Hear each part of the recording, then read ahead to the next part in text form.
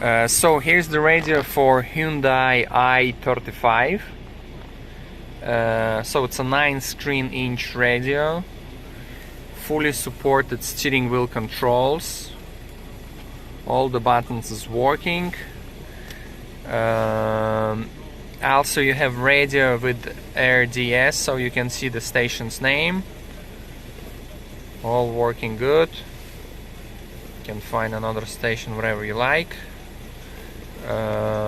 What else? You got Google navigation, you got CarPlay and Android Auto on this car.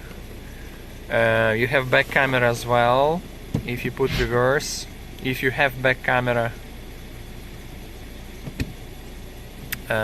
So what else? All the functions from Android, whatever you want. You can download YouTube, update Google Maps, any other navigation.